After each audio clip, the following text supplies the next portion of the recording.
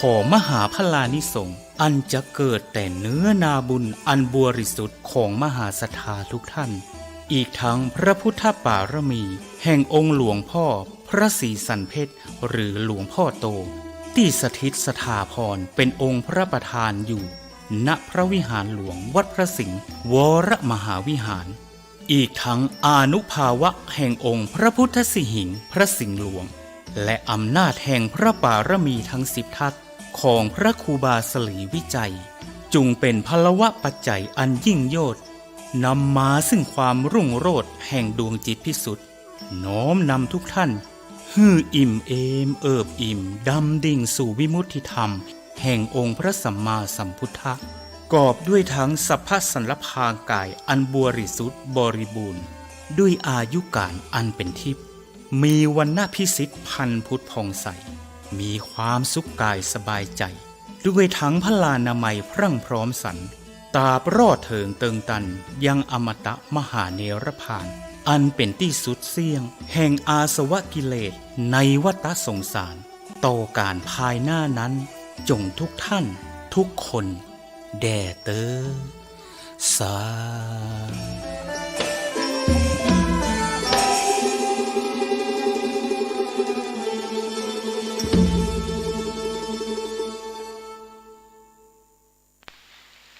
ขอความนอบน้อมจงมีแด่พระรัตนตรัยเจ้าสามประการพระรัตนตรัยองค์ที่หนึ่งคือพระพุทธเจ้าพระรัตนตรัยองค์ที่สองคือพระธรรมเจ้าพระรัตนตรัยองค์ที่สามคือพระอริยสังฆเจ้าข้าพระพุทธเจ้าขอเคารพนอบน้อมกราบไหว้แทบไตรไวยสาคุณพระรัตนตรัยเจ้าถึงสามประการด้วยความเคารพสักการะเป็นอย่างยิ่งขอถวายความเคารพพระมหาเถรานุเถระเจ้าคณะพระสังฆาธิการตลอดถึงครูบาอาจารย์และพระภิกษุหนุ่มสามเณรน้อยจุตนจุองค์ขอเจริญพรศรัทธาญาติโยมนักศีลนักบุญอุบาสกอุบาสิกาทั้งหลายทุกผู้ทุกคนเนอต่อจากนี้ไปอาตมาภาพพระครูปริยัติกิจจาภิวัตรสำนักวัดพระสิงห์อำเภอเมืองจังหวัดเชียงใหม่ขอน้อมนำเอาสารธรรมคำสอนขององค์สมเด็จพระสัมมาสัมพุทธเจ้าและบรรดาชาดกธรรมอันเป็นเรื่องราวในทางพระพุทธศาสนาจะได้น้อมนำมามอบเป็นธรรมบรรณาการอาหารใจคือกับศรัทธาญาติโยมนักศีลนักบุญอุบาสกอุบาสิกาทั้งหลายจุปุจุกนที่กำลังรับฟังตั้งคลื่นสถานีวิทยุคลื่นพระพุทธศาสนาคลื่นสีขาวอันบริสุทธิ์แห่งนี้เพื่อที่จะก่อให้เกิดปัญญาปารมีธรรมแล้วก็จะได้น้อมนำมาประพฤติปฏิบัติในต่างที่ถูกต้องถูกศีลถูกธรรมอันจะก่อให้เกิดความสุขเป็นความสุขตึงต่างกายและก็เป็นความสุขตึงต่างใจซึ่งเป็นที่ปรารถนาต้องการของหมู่เฮาจุปุจุคนในการดำรงชีวิต ก่อนอื่นก็ขออนุโมทนาขอบคุณทางสถานีวิทยุแห่งนี้โดยการนำของท่านผู้อำนวยการและก็ตลอดถึงเจ้าหน้าที่เจ้าหน้าที่ที่ได้ควบคุมดูแลทางเทคนิคต่างๆที่ทำให้น้ำเสียงเรียงนามของครูบาอาจารย์นักจัดรายการได้ออกไปสู่ศรัทธาประชาชนที่กำลังรับฟังรายการอยู่ เป็นสิ่งที่มีประโยชน์มีประโยชน์นะต่อต่างพระพุทธศาสนาเป็นสื่อที่ทำให้ถึงท่านผู้ฟังและท่านผู้อู้ได้มาปะกันเรียกว่าปะกันกลางอากาศก็ว่าได้เมื่อได้ปะกันได้ฟังกันก็ทำให้เกิดประโยชน์เพราะว่าพระธรรมคำสอนขององค์สมเด็จพระสัมมาสัมพุทธเจ้าบอกว่าจะอูจะจ๋าในเวลายามใด บอกว่ายามเมื่อวันเมื่อคืนตอนเช้าตอนบ่ายตอนเมื่อแลงเมื่อเฮามีจิตใจพร้อมที่จะฟังก็จะก่อให้เกิดประโยชน์ต่อคนฟังเป็นเรียกว่าเป็นตลอดตราบใดที่เฮายังพร้อมที่จะฟังเฮาก็จะได้รับฟังสิ่งที่เฮาบ่เคยได้ยินก็จะได้ยินสิ่งที่เฮาบ่เคยฮู้ก็จะได้ฮู้สิ่งใดที่เฮาเคยฟังแล้วแต่ยังบ่เข้าใจเฮาก็จะเข้าใจสิ่งใดที่ฟังแล้วหลงลืมไปก็ถือว่าเป็นการทบทวนใหม่อันนี้ก็ถือว่าเป็นสิ่งที่มีประโยชน์ต่อเฮาทั้งหลายเน้อท่านสาธุชนทั้งหลายธรรมเนียมเก่าอย่างหนึ่งถือว่าเป็นข้อวัดปฏิบัติที่ได้ถือสืบต่อกันมาอันนั้นก็คือคนที่เป็นลูกจะต้องเลี้ยงดูพ่อแม่ของตนให้ได้ดีให้มีความสุขเรียกว่าเลี้ยงตอบแทนตั้นบ่ทำให้พ่อแม่ต้องเดือดร้อนบ่ละทิ้งให้อยู่อย่างเงียบเหงาว้าเหวตามลำพัง อย่างนี้ก็เพราะว่าพ่อแม่ตั้นเคยเลี้ยงตัวเฮามาก่อนเคยเสียสละเพื่อตัวเฮาตั้นทั้งหลายมามากเมื่อตั้นมีอายุนักขึ้นก็เป็นหน้าที่ของลูกที่จะต้องเลี้ยงพ่อเลี้ยงแม่ตอบแทนการเลี้ยงพ่อเลี้ยงแม่นั้นเปิ้นบอกว่าจะต้องเลี้ยงตึงต่างกายและก็ต่างจิตใจตัวเองก็เป็นลักษณะว่าบ่ฮือพ่อแม่นั้นได้อดได้ยากบ่ฮือได้ลำบากอย่างที่โบราณเปิ้นว่าเมื่อตั้นยังดีก็ปรนนิบัติรับใจเมื่อตั้นเจ็บไข้ก็ดูแลรักษาเมื่อตั้นมรณาก็จัดการศพให้ประพฤติปฏิบัติโดยเฉพาะการปฏิบัติตัวให้ดีให้ตั้นหมดห่วงและก็สบายใจประทำให้ตั้นต้องน้ำตาตกหรือจำใจเพราะการกระทำและกำอูของลูกที่เลี้ยงพ่อแม่ลูกที่เลี้ยงพ่อเลี้ยงแม่ได้อย่างนี้นักปราชญ์เปิ้นเรียกว่าลูกกตัญญูลูกที่ทอดทิ้งพ่อทอดทิ้งแม่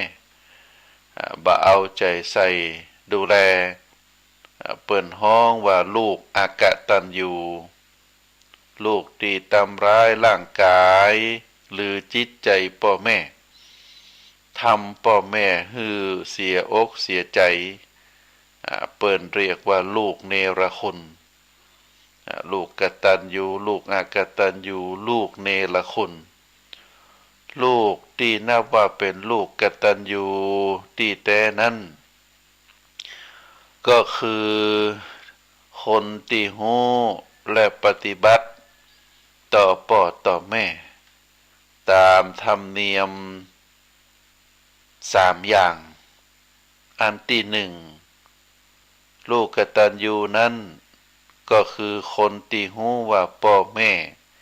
มีอุปการะต่อตัวจะได้ก็คือรู้ว่าท่านเคยทำเคยฮื้อเคยเลี้ยงดูตนมาอย่างใด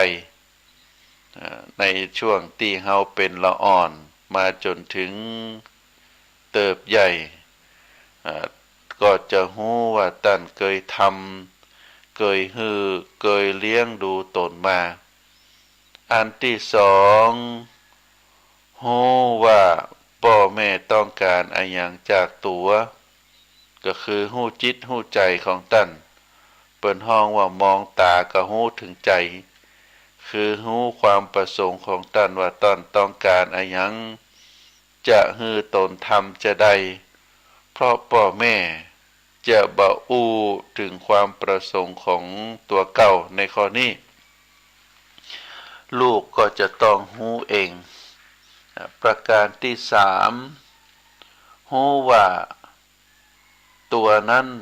จะต้องตอบแทนพ่อแม่จะได้คือเมื่อรู้2อย่างข้างต้นก็ทำตอบแทนคือเลี้ยงดูท่านตึงทางกายและก็เลี้ยงดูตึงทางด้านจิตใจส่วนจะเลี้ยงดูตอบแทนจะได้ก็จะต้องรู้โดยตัวเองถึง3สิ่ง3ประการนี้เฮาเรียกว่าเป็นลูกกตัญญูรู้ว่าพ่อแม่มีอุปการะคุณต่อตนจะได้รู้ว่าพ่อแม่ต้องการอะไรอย่างจากตัวเก่าแล้วก็รู้ว่าตัวจะต้องตอบแทนพ่อแม่จะได้3สิ่ง3ประการนี้ลูกในฐานะที่เป็นลูกกตัญญูก็จะต้องรู้ลูกกตัญญูนั้นเมื่อยังมีชีวิตอยู่ผู้คนทั่วไปก็ยกย่องสรรเสริญว่าเป็นคนดีน่าคบหาสมาคมและลูกหลานก็จะถือเอาเป็นตัวอย่างเป็นแบบอย่างเป็นตัวอย่างถ้าหากว่าตัวเฮาได้แก่เฒ่าลงลูกหลานก็จะเลี้ยงดูตัวตนอย่างที่เคยทำกับพ่อกับแม่ไว้เพราะหันเป็นตัวอย่างมากลายเป็นธรรมเนียมโดยปริยายส่วนลูกอกตัญญูและก็ลูกเนรคุณนั้นเป็นที่รังเกียจของคนทั่วไปบ่มีไผที่จะไว้ใจเพราะอาจจะนำความเสียใจมาให้ตัวเก่าภายหลังขนาดพ่อแม่ของเขาแท้ๆเขายังอกตัญญูเนรคุณได้ภาษาอันยังกับคนอื่นทำที่เขาจะทำอย่างนั้นบ่ได้เมื่อมีโอกาสลูกเช่นนี้พอพ่อแม่แก่เฒ่าก็มักจะถูกลูกถูกหลานทอดทิ้งปล่อยให้ว้าเหวตุกใจอยู่ตามลำพังจะบอกจะอูอันยังก็บ่ได้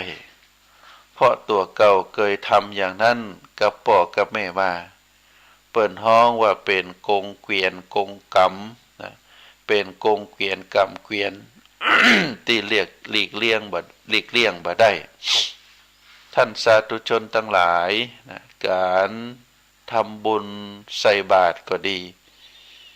การกราบไหว้พระที่อยู่ในวัดได้บุญได้ความดีอย่างใดการเลี้ยงดูพ่อเลี้ยงดูแม่กราบไหว้พ่อกราบไหว้แม่ก็ย่อมได้บุญได้ความดีเหมือนเดียวกันเพราะพ่อแม่ก็เป็นพระเช่นเดียวกันคือเป็นพระประจำตัวเป็นพระประจำบ้านของลูก ท่านเคยยกย่องนะป้อยกย่องแม่ว่าเป็นพระอรหันต์ของลูกซึ่งก็ถือว่าเป็นคำกล่าวที่บะสูงเป็นคำกล่าวที่เป็นความจริงนอกจากพ่อนอกจากแม่แล้ว เฮาก็ถือว่าลูกหลานลูกบ่ว่าจะเป็นลูกหญิงลูกชายก็จะต้องมีความกตัญญูรู้คุณต่อพ่อต่อแม่หลานก็จะต้องมีความกตัญญูรู้คุณต่อปู่ย่าตายายบรรดาศิษยานุศิษย์ก็จะต้องมีความกตัญญูรู้คุณต่อครูอุปัชฌาย์อาจารย์บรรดาคนที่มีอายุมีฐานะน้อยก็จะต้องมีความกตัญญูรู้คุณต่อคนที่มีฐานะเป็นผู้ใหญ่หรือมีฐานะสูงกว่าเฮาผู้ใต้บังคับบัญชาก็จะต้องมีความกตัญญูรู้คุณต่อคนที่เป็นบิดามารดาต่อคนที่เป็นผู้บังคับบัญชาพลเมืองก็จะต้องประชาชนคนพลเมืองก็จะต้องมีความกตัญญูต่อประเทศชาติถิ่นเกิดศาสนิกชนก็จะต้องมีความกตัญญูต่อศาสนาที่ตัวเองเคารพนับถือก็เฮาจะหันว่าเป็นสถานะทางสังคมที่เฮาตั้งทั้งหลายในฐานะที่เกิดมาแล้วก็เป็นที่ฮู้ว่าเฮานั้นเป็นผู้ที่มีมาเป็นที่มีที่เป็นผู้ที่มีที่มาที่ไปบ่ว่าจะเป็นครอบครัวบ่ว่าจะเป็นญาติพี่น้องบ่ว่าจะเป็นสังคมประเทศชาติมีศิษย์เป็นศิษย์มีครูเป็นผู้ที่อยู่ในสถานะทางสังคมทุกอย่างทุกประการการแสดงออกถึงทางกายทางวาจาและใจในฐานะที่เป็นคนที่มีความกตัญญูถือว่าเป็นคนดีเป็นเครื่องหมายของคนดีคนที่บ่มีความกตัญญูรู้คุณเราเรียกว่าเป็นคนอกตัญญูแต่ถ้ายิ่งร้ายไปกว่านั้นได้กระทำบ่ว่าจะเป็นทางกายทางวาจาได้ทำร้ายได้ว่ากล่าวได้ด่าด้วยกรรมบดีบงามต่อผู้ที่มีพระคุณบ่ว่าจะอยู่ในฐานะไหนเปิ้นก็ฮ้องว่าบุคคลคนนั้นเป็นคนเนรคุณท่านสาธุชนทั้งหลายมีคนผู้รู้ได้กล่าวบอกว่าสิ่งที่บุคคลเฮาควรกตัญญูคือบ่ลืมระลึกถึงนึกถึงและก็หาโอกาสตอบแทนก็คือถิ่นที่เคยอยู่ถิ่นเกิดหมู่บ้านประเทศชาติถิ่นเกิดหมู่บ้านประเทศชาติเพราะว่าจะเป็นระดับจังหวัดระดับประเทศชาติหมู่บ้านตำบลถ้ามีโอกาสก็หาโอกาสตอบแทนจะทำจะใดอย่างใดอย่างหนึ่งก็แล้วแต่เฮาเรียกว่าถิ่นที่เคยอยู่อันที่สองอู่ที่เคยนอน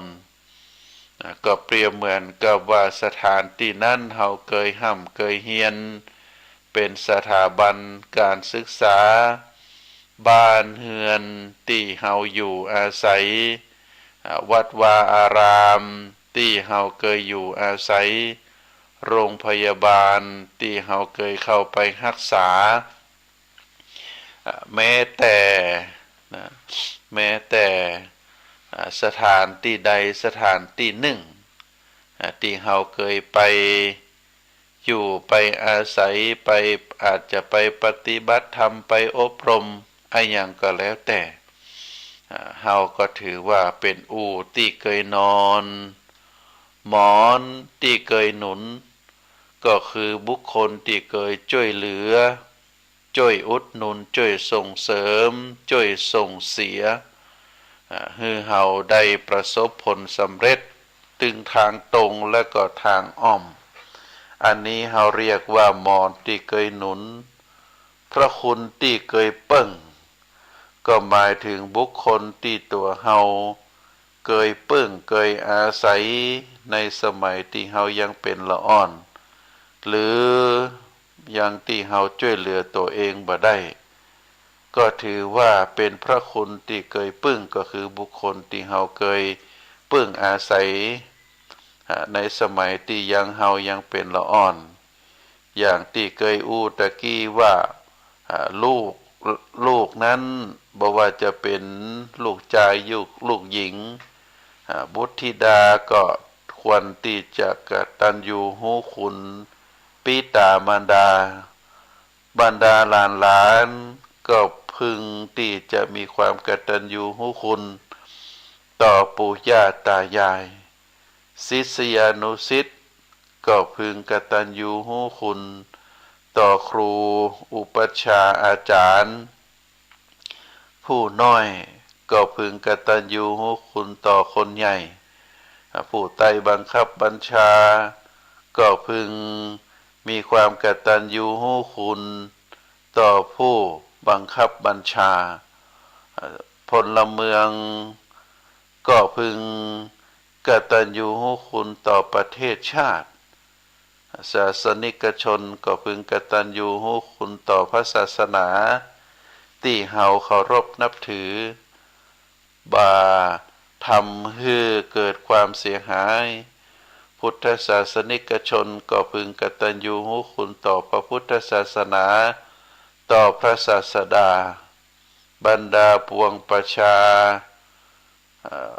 ที่อยู่ในประเทศใดก็พึงกตัญญูรู้คุณต่อพระราชามหากษัตริย์ผู้นำประเทศนั้นๆอันนี้เฮาถือว่าเป็นสิ่งที่เฮาควรระลึกถึงควรจะจดจำระลึกถึงพระคุณจดจำถึงพระเป็นถึงคำสอนแล้วก็ระลึกถึงบรรดาคุณธรรมความดีทั้งหลายที่คนทั้งหลายเหล่านั้นเคยกระทำเคยทำให้เฮาได้มีความรู้ความเข้าใจในสิ่งที่ดีๆหากว่าเฮามีความกตัญญูรู้คุณหรือมองหันคุณงามความดีของคนอื่นที่มีแก่ตัวเก่าก็เพราะว่าเป็นบุคคลที่มีดวงตาบ่มืดบอดดวงตาในที่นี้ก็คือดวงตาตึงดวงตานอกดวงตาในดวงตานอกก็คือมังสจักษุก็คือดวงตาของเฮาที่ใจพอถึงวันนี้บ่ได้บอดเพราะเฮาเคยหันเฮาเคยฮู้ในดวงตาที่ว่าเคยฮู้ก็คือเป็นดวงตาในเป็นปัญญาจักษุโดยธรรมชาติแล้วดวงอาทิตย์ดวงจันทร์จะขึ้นแล้วก็ส่องแสงสว่างมาบนโลกวันละครั้งก็จะอย่างละดวงนะก็คือจะขึ้นมาส่องแสงนะดวงอาทิตย์ก็ขึ้นไม่วันดวงจันทร์ก็ขึ้นไม่คืนนะเฮาก็จะหันเป็นลักษณะแบบนี้ถ้าหากเป็นวันเดือนขึ้นพระจันทร์เปิ้นก็จะส่องแสงถ้าหากเป็นวันเดือนดับนะกลางคืนอาจจะบ่มีแสงสว่าง จากดวงจันทร์เฮาก็บอกว่าตาคนเฮาบ่บอดก็จะเห็นแสงสว่างถ้าตาเฮาบ่บอดนั่นเฮาก็จะหันแสงสว่างจากดวงอาทิตย์ดวงจันทร์ตามที่กล่าวมาแต่คนที่มีตาบอดเรียกว่าตึงตาบอดนอกตาบอดในก็คือบอดตึงตานอกบอดตึงใจบุคคลคนนั้นก็จะบ่หันคุณงามความดีความดีที่คนทั้งหลายทำให้ตัวเองมาก่อนก็เพราะว่าหนึ่งอาจจะเป็นตานอกบอดหรือตานอกบ่บอดแต่ปัญญาจักษุก็คือบ่มีปัญญาเปิ้นบอกว่าอานุภาพแห่งความกตัญญูกตเวทีอานุภาพแห่งความกตัญญูกตเวทีจะช่วยปกปิดคุ้มครองรักษาและก็ส่งเสริมสนับสนุนให้ผู้ประพฤติปฏิบัติตกน้ำบ่ไหลตกไฟบ่ไหม้ตกต่ำกำเดียวก็หายตายก็ฟื้นปืนก็ยิงบ่ออกหอกก็แทงบ่เข้าเทพเจ้าย่อมรักษาแล้วก็เป็นสิ่งที่พระราชาเปิ้นก็โปรดปรานศรัทธาญาติโยมเพราะฉะนั้นคำสอนเหล่านี้เป็นการยกย่องให้คนเฮาได้เจริญในความกตัญญูกตเวทีรากฐานของตึกคือก้อนอิฐรากฐานของชีวิตคือการศึกษารากฐานของคนดีก็คือความกตัญญูกตเวทิตาอันนี้เป็นสิ่งที่เฮาตั้งหลายในฐานะที่เป็นลูกเป็นหลานเป็นพลเมืองเฮาบ่ควรจะลืมเน้อใน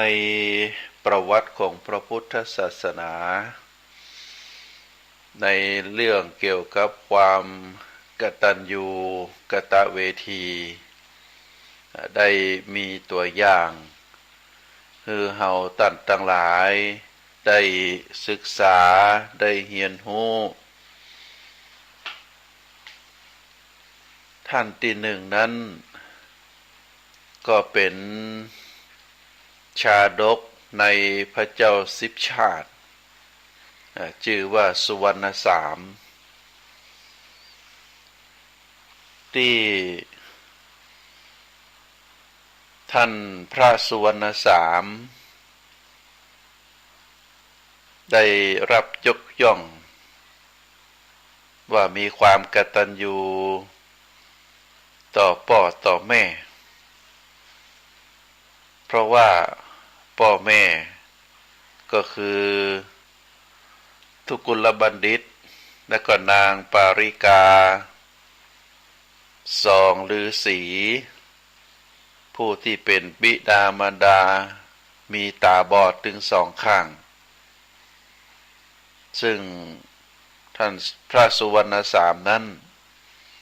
ก็ตนเองมีอายุเพียงแค่16 ปีได้ปฏิบัติต่อบุพการี4 ประการประการที่หนึ่งเป็นไม้เท้ายามพ่อแม่แก่ชราก็คือประคับประคองกำจูร่างกายและจิตใจโดยเฉพาะการได้ดูแลพ่อดูแลแม่ในเวลาท่านแก่เฒ่าชราก็เหมือนกับเป็นไม้เท้าก็คือกำและประคับประคองร่างกายและก็จิตใจของท่านบ่ปล่อยให้ท่านอยู่คนเดียวแล้วก็บ่ปล่อยให้ท่านว้าเวก็ได้ทำหน้าที่ของตนเอง ด้วยความสมบูรณ์บ่ว่าขับถ่ายบ่ว่ารับประทานอาหารบ่ว่าอาบน้ำบ่ว่าตีกินที่นอนเมื่อคนเฮามีตาบอดถึงสองข้างก็บ่สามารถที่จะทำภารกิจต่างๆได้ด้วยตนเองแต่พระสุวรรณสามก็ได้ปฏิบัติต่อพ่อต่อแม่ด้วยความกตัญญูกตเวทีซึ่งพ่อแม่ถึงสองท่านนั่นได้บวชเป็นฤาษีประการที่สองเป็นดวงตายามพ่อแม่แลบหันประการที่หนึ่งนั้นเป็นไม้เท้ายามพ่อแม่แก่ชราประการที่สองเป็นดวงตายามพ่อแม่แลบหัน อะหยังที่เปิ้นบ่ฮู้เปิ้นบ่เข้าใจก็ช่วยบอกช่วยกล่าวคือเปิ้นได้ฮู้ได้รับทราบอาจจะสมัยตะก่อนอาจจะอ่านข่าวเรื่องราวต่างๆคือท่านได้ฮู้ได้เข้าใจในปัจจุบันอาจจะเปิดโทรทัศน์หรือเปิดข่าวในทางมือถือคือท่านได้ฟังแล้วก็ได้อธิบายคือพ่อคือแม่ได้ฮู้อันนี้เรียกว่าเป็นดวงตายามพ่อแม่แลบหันเป็นพยาบาลห่มผ้าทุกเช้าเย็นก็ประการที่สามก็คือเยียวยารักษายามที่ท่านป่วยไข้โดยการดูแลอย่างใกล้ชิดประการที่สี่ก็เป็นแก้วเนรมิตสมจิตปองก็คือการบันดาลสิ่งที่ท่านปรารถนาฮือสมหวังดังที่ตั้งใจเป็นแก้วเนรมิตสมจิตปองเพราะฉะนั้นพระสุวรรณสามก็ได้ปฏิบัติตนต่อพ่อต่อแม่ได้สมบูรณ์เป็นไม้เท้ายามท่านแก่ชราเป็นดวงตายามพ่อแม่แลบหันเป็นพยาบาลมอบเฝ้าทุกเช้าเย็นเป็นแก้วเนรมิตสมจิตปองอันนี้เฮาท่านทั้งหลายในฐานะที่เป็นลูกเฮาก็ควรจะเอาเป็นตัวอย่างเนอะในการดูแลพ่อดูแลแม่ก็เป็นไม้เท้าก็คือต้องประคับประคองบ่ฮือเปิ้นอยู่คลาดสายตาในเวลาท่านยังแข็งแรงเตี่ยวไปนั่นไปนี่ได้เฮาก็จะต้องเป็นไม้เท้าประคับประคองใจของเปิ้นฮือเข้มแข็งฮือเปิ้นอบอุ่นบ่ฮือเปิ้นว้าเวดวงตาก็คือเป็นดวงตาตึงตานอกตาในตามที่บอกเรื่องราวสิ่งต่างๆที่ท่านบ่ฮู้บ่เข้าใจเฮาก็สามารถที่จะบอกจะแจ้งให้เปิ้นได้เข้าใจได้เวลาเปิ้นเจ็บไข้ได้ป่วยก็ต้องพยายามดูแลอย่างใกล้ชิดพาไปหาหมอรักษาเมื่อหมอรักษาแล้ว ก็ต้องปิกมาดูแลที่บ้านดูแลอย่างใกล้ชิดอาหารอันใดที่เป็นพิษเป็นของแสลงก็บ่เอาฮือเปิ้นทานอันใดที่เป็นสิ่งที่มีประโยชนะเมื่อเปิ้นกินเปิ้นทานแล้วมีความแข็งแรงกินได้เป็นประโยชน์ก็หาสิ่งนั้นมาให้เปิ้นได้กินแล้วก็บรรดาสิ่งที่พ่อแม่เปิ้นใครได้เปิ้นปรารถนาเฮาในฐานะเป็นลูกก็ตอบสนองให้เปิ้นก่อนที่เปิ้นจะหมดบุญสิ้นอายุเฮาก็ทำหน้าที่ของตัวเองให้สมบูรณ์อันนี้เป็นตัวอย่าง ในทางพระพุทธศาสนาก็คือพระสุวรรณสามเป็นหนึ่งในเรื่องทศชาติก็คือพระเจ้าสิทธัตถะการเสวยพระชาติของมหาบุรุษก่อนที่จะได้มาเกิดเป็นพระพุทธเจ้าชายสิทธัตถะในสมัยเสวยพระชาติเป็นพระสุวรรณสามได้ปฏิบัติปัดปูดูแลพ่อแม่ ผู้มีตาบอดถึงสองคือถึงพ่อถึงแม่ได้บวชเป็นฤาษีพระสุวรรณสามอยู่ในป่าก็ได้ดูแลพ่อดูแลแม่ซึ่งคณะตัวเองนั้นอายุแค่16 ปีได้ปฏิบัติปัดปูต่อบุพการีด้วยความตั้งใจก็ถือว่าเป็นสิ่งที่เฮาท่านทั้งหลายควรจะเอาเป็นตัวอย่างแบบอย่าง นอกนั้นแล้ว ในพระสาวก80 รูปก็มีพระสาวกที่ได้เจริญคุณธรรมความกตัญญูก็คือพระสารีบุตรนั้นได้แสดงความกตัญญูกตเวทีต่อผู้ที่มีพระคุณต่อท่าน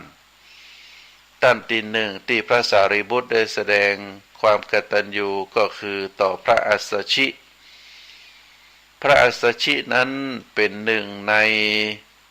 ปัญจวัคคีย์พราหมณ์5 คนที่พระพุทธองค์ได้แสดงพระธรรมได้ดูแลพ่อดูแลแม่ซึ่งคณะตัวกัปวัตตนสูตรได้ฮือปัญจวัคคีย์ถึง5ที่ป่าอิสิปตนะมฤคทายวันในการแรกในการเทศน์ครั้งแรกนั้นอัญญาโกณฑัญญะหรือโกณฑัญญะพราหมณ์ได้ดวงตาหันธรรมแล้วก็วันต่อมาพระพุทธองค์ได้แสดงอนัตตลักขณสูตรสำทับแห่งกรรมก็ทำให้ปัญจวัคคีย์ที่เหลือ4 คนได้ดวงตาหันธรรมโกณฑัญญะได้หันวันแรกวัปปาพัทธิยะมหานามะอัสสชิได้ดวงตาหันธรรมในวันต่อมาต่อจากนั้นหลังจากที่พระอัสสชิได้บวชแล้วก็ได้สำเร็จเป็นพระอรหันต์แล้วได้ออกบิณฑบาตในตอนเช้าก็ปรากฏว่าพระสารีบุตรขณะนั้นได้เป็นมานพก็คือเป็นคนบ้านได้หันกิริยาอาการความเป็นสมณะของพระอัสสชิก็มีความเลื่อมใสศรัทธาแล้วก็ได้เข้าสนทนาธรรมได้ถามธรรมต่อพระอัสสชิพระอัสสชิก็บอกว่าอาตมาบวชใหม่ก็ยังบ่ฮู้อย่างแท้เตื้อแต่ก็ได้แนะนำธรรมะเบื้องต้นธรรมใดเกิดแต่เหตุพระพุทธเจ้าได้ตัดเหตุและก็การดับของเหตุนั้นพระพุทธเจ้าได้มีปกติธรรมเป็นชนี้พระสารีบุตรได้ฟังฉะนั้นก็ได้ดวงตาหันธรรมแล้วก็มีความเลื่อมใสปรารถนาที่จะเฝ้าพระพุทธเจ้าพระอัสสชิก็ได้บอกให้ว่าพระพุทธเจ้าประทับอยู่ที่เวฬุวันมหาวิหารอันนั้นเป็นจุดเริ่มต้นที่ทำให้พระสารีบุตรได้มาเข้าเฝ้าพระพุทธเจ้าได้เข้าบวชในพระพุทธศาสนาได้สำเร็จเป็นพระอรหันต์ แล้วก็ต่อมาได้รับการยกย่องจากพระพุทธเจ้าว่าเป็นพระอัครสาวกเบื้องขวาผู้เป็นธรรมเสนาบดีเรื่องราวต่างๆที่ลึกซึ้งไพว่าสามารถที่จะอธิบายได้แต่พระสารีบุตรสามารถอธิบายแทนพระพุทธเจ้าได้เป็นผู้ที่มีปัญญาในความเป็นพระสารีบุตรตัวตนหลังจากที่ได้ดำรงคงขันตลอดระยะเวลาที่มีอายุอยู่ได้มีความเคารพปฏิบัติกตัญญูต่อพระอัสสชิได้ทราบว่าพระอัสสชิอยู่ตังใดมีโอกาสก็ได้ไปกราบไปไหว้แล้วในยามค่ำคืนก่อนหลับก่อนนอนทราบว่าพระอัสสชิอยู่ทางทิศใดก็จะหันศีรษะไปในทางทิศนั้นเป็นการเคารพยกย่องเชิดชูอันนี้ก็ถือว่าเป็นคุณธรรมของพระสารีบุตรที่มีความเคารพโดยการแสดงกตัญญูต่อพระอัสสชินอกจากนั้นแล้วขณะที่ท่านดำรงเป็นพระอัครสาวกเบื้องขวาได้ประกาศพระศาสนาได้อยู่ต่อหน้าพระพักตร์ของพระพุทธเจ้าได้มีพราหมณ์คนหนึ่งพราหมณ์แก่ผู้สูงอายุชื่อราธพามได้มีปัญหาในทางครอบครัวก่อนหน้านั้นก็พอมีอันจะกินแต่ว่าต่อมาได้ถูกลูกเมียละทิ้งแล้วก็เป็นพราหมณ์ที่บ่มีบ้านบ่มีจองก็ได้เข้ามาอาศัยอยู่ในวัดแล้วก็มีความมุ่งมั่นปรารถนาที่จะบวชเป็นพระภิกษุกฎกติกาในช่วงนั้นไผที่จะเข้ามาบวชก็จะต้องมีพระสงฆ์ได้รับรองว่าสามารถที่จะให้บวชได้ราธพามได้มาขอบวชพระภิกษุสงฆ์ทั้งหลายก็บ่มีใครสามารถที่จะรับรองได้เพราะว่าบ่ฮู้บ่เข้าใจบ่ได้คุ้นเคยพระพุทธองค์หันคุณธรรมปัญญาดวงตาของราธพามที่จะบวชแล้วก็ได้สำเร็จเป็นพระอรหันต์ได้ก็จึงได้ประชุมสงฆ์พระไผสามารถที่จะรับรองราธพามได้คือเข้ามาบวชเมื่อมีการประชุมแล้วปรากฏว่าพระสงฆ์ทั้งหลายก็เงียบเพราะว่าบ่ฮู้จักแต่ว่าพระสารีบุตรเมื่อได้พินิจพิจารณาถึงราธพามแล้วก็จำได้ว่าราธพามนั้นเคยใส่บาตรเคยทำบุญใส่บาตรโดยข้าวทัพพีหนึ่งก็ได้กราบถวายต่อองค์สมเด็จพระสัมมาสัมพุทธเจ้าว่าข้าพระพุทธเจ้าเคยรับบาตรจากพราหมณ์ผู้นี้เคยใส่บาตรข้าพระพุทธเจ้าโดยข้าวทัพพีหนึ่งข้าพระเจ้าขอรับรองว่าราธพามนั้นข้าพระพุทธเจ้าจะบวชให้แล้วก็จะช่วยดูแลก็เมื่อได้บวชแล้วพระสารีบุตรก็ได้ดูแลอบรมสั่งสอนราธพามโดยปกติแล้วคนเฒ่าคนแก่มักจะเป็นคนหัวรั้นเป็นคนหัวดื้อเป็นคน ตี้อูยากสอนยาก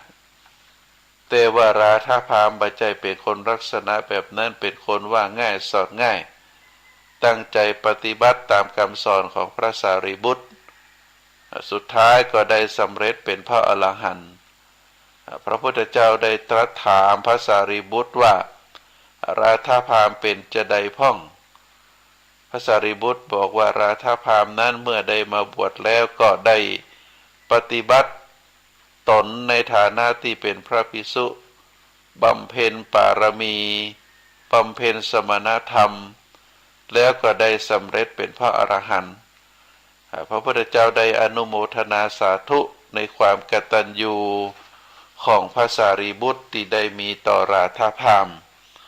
อันนี้เป็นเรื่องที่สองที่พระสารีบุตรได้แสดงความกตัญญูต่อราธาพามประการที่สามที่พระสารีบุตรได้แสดงความกตัญญู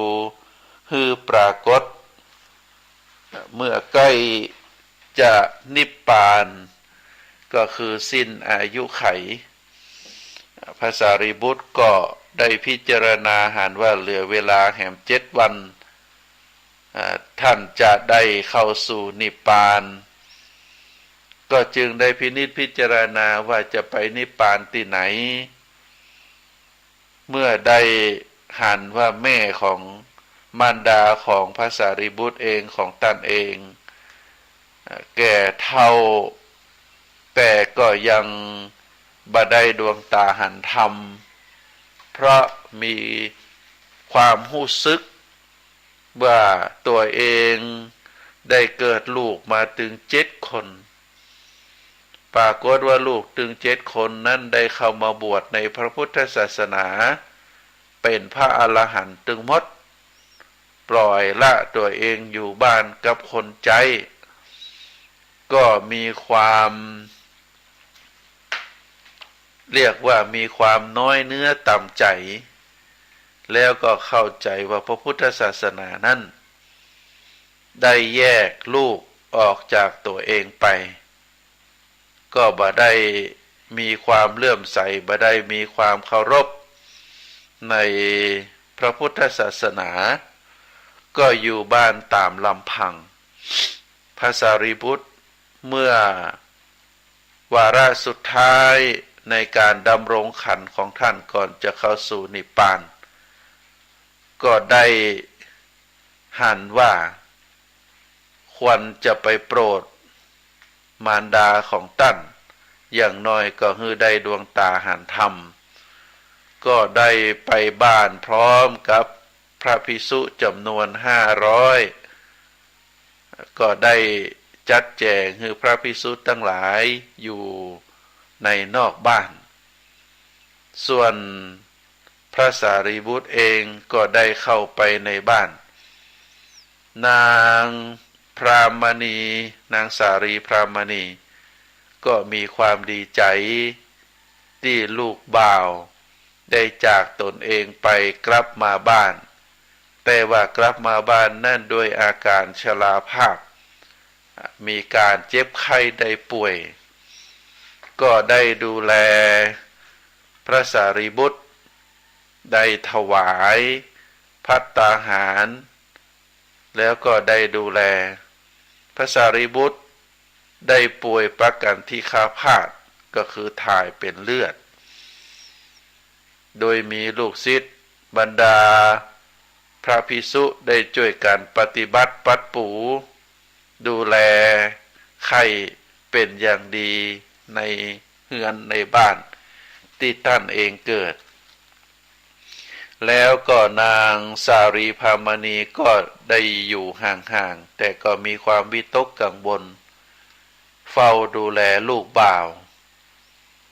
ในเวลากลางคืนก็ได้มี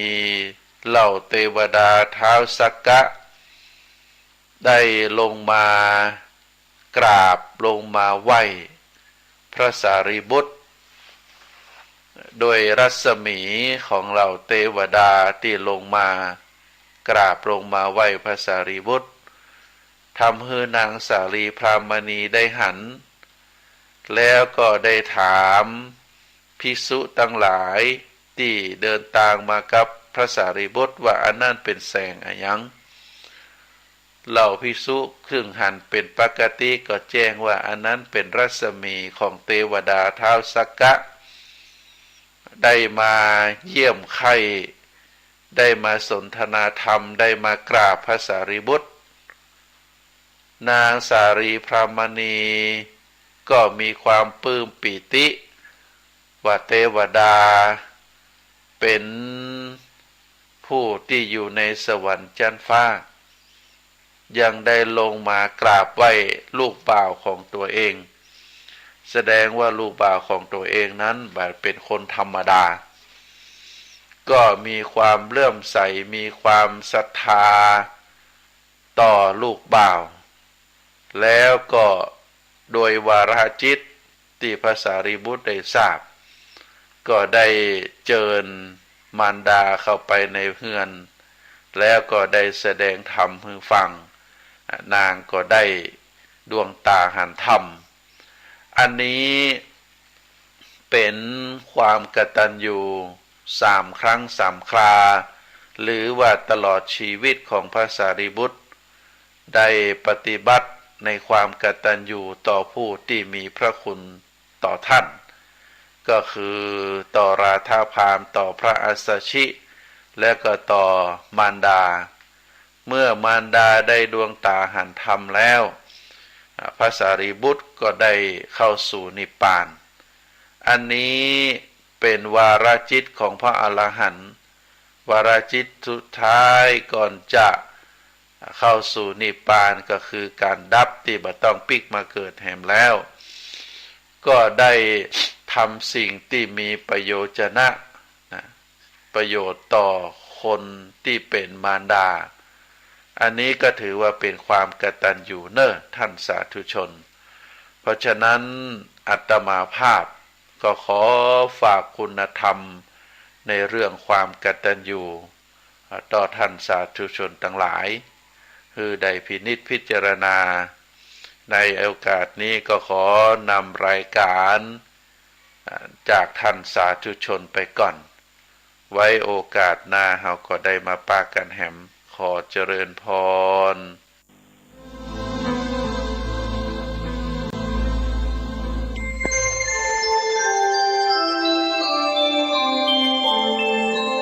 ขณะนี้ท่านกำลังฟังสถานีวิทยุกระจายเสียงพระพุทธศาสนา FM 104.5 เมกะเฮิรตซ์ ข่าวสารเพื่อการประชาสัมพันธ์งานบุญงานกุศลของวัดพระธาตุดอยสุเทพราชวรวิหารตำบลสุเทพอำเภอเมืองเชียงใหม่จังหวัดเชียงใหม่ได้จัดพิธีเจริญพระพุทธมนต์สวดสะเดาะนพเคราะห์พิธีสมโภชพระบรมธาตุดอยสุเทพและพุทธาภิเษกพระประจำวันนพเคราะห์จัดงานวันศุกร์ที่2 กันยายนพุทธศักราช 2565 โดยกราบรัตนาพระสงฆ์เถรานุเถระช่วงเช้า 9:30 นาทีเป็นรอบแรกรอบที่2 14 นาฬิกาเป็นต้นไปก็เชิญชวนคณะสงฆ์คณะศรัทธาณวัดพระธาตุดอยสุเทพราชวรวิหารตำบลสุเทพอำเภอเมืองเชียงใหม่จังหวัดเชียงใหม่เริ่มในพิธี 9 นาฬิกาเป็นต้นไป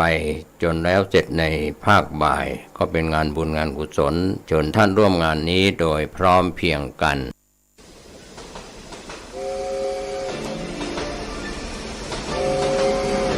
ข่าวสารเพื่อการประชาสัมพันธ์กำหนดการฟังเทศรายการรถด่วนขบวนพิเศษฤดูกาลเข้าพรรษาปี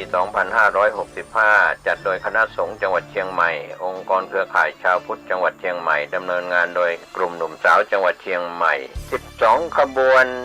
นที่ 7 3 กันยายน 2565